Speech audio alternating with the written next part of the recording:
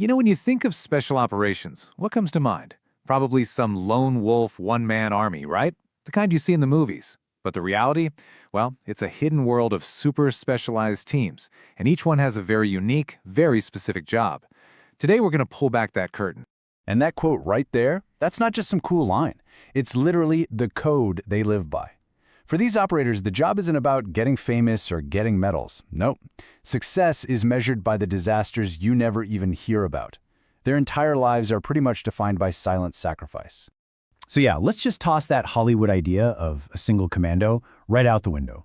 Special operations is way more like a complex ecosystem. And to really get it, you can break it down into three main roles. You've got the strikers, the builders, and the enablers.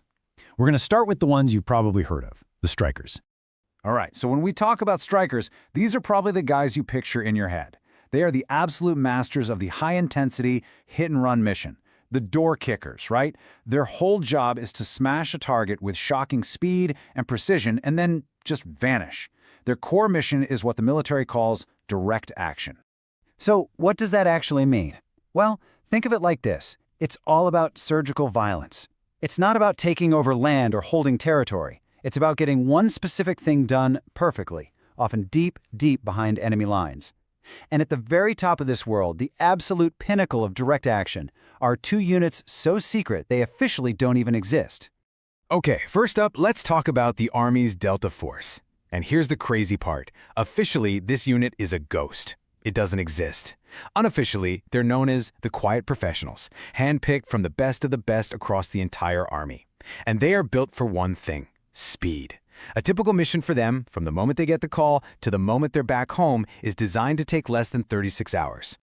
Now, on the Navy side of things, you've got DevGru. You probably know them by their old name, SEAL Team 6. And yeah, thanks to that bin Laden raid, they are without a doubt the most famous secret unit on the planet. Pulled from the ranks of veteran SEALs, they are the world's experts in anything that happens on the water, taking down ships, oil rigs, you name it. And when you put them side by side, you really start to see how they're different, even though they do similar jobs. Their missions overlap for sure, but their DNA is different. Delta is the Army's land-based surgical tool. DevGru is the Navy's spearhead on the seas. Both are scalpels, really, designed for the most delicate and the most dangerous jobs. But, not every problem needs a scalpel. Sometimes you need a hammer, a much bigger force that can hit hard, fast, and on a massive scale. And that force is the Army's 75th Ranger Regiment. And we're not talking about a small team here. We're talking about a force of roughly 3,500 operators. That's a whole different ballgame. Their specialty isn't a quiet four-man hostage rescue. It's dropping out of the sky in the middle of the night to seize an entire airfield, basically kicking the door open for the rest of the military to follow. They are the premier large-scale raid force, period. Okay, so kicking down doors is one thing, but what about the problems you can't solve with a quick raid? Some conflicts, well, they need patience, they need trust, a completely different playbook. And that brings us to the world of the builders, and their primary mission, unconventional warfare. The core idea here is, it's a total flip of the script. Instead of doing the fighting themselves, these units train and empower a local partner force to do it. It's about building an army from the ground up, winning hearts and minds, and playing the long, long game. And just look at that timeline. It's a world away from the 36-hour sprint of a Delta mission, right?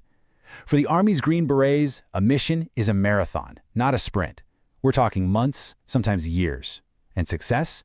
Success is when the force they've trained can stand on its own 2 feet, a victory that is often completely invisible to the rest of the world. And this philosophy isn't just for the Green Berets. The Marine Corps' elite unit, the Marine Raiders, they operate on this exact same principle. Sure, they can kick down doors with the best of them, but their real identity is tied to working with partner forces. They live by this idea of leaving a place better defended than you found it. And that is the true soul of the builder mindset. Okay, so we've got the strikers who hit fast and the builders who play the long game. But here's the thing, neither of them can do their jobs without this third critical group, the enablers. These are the units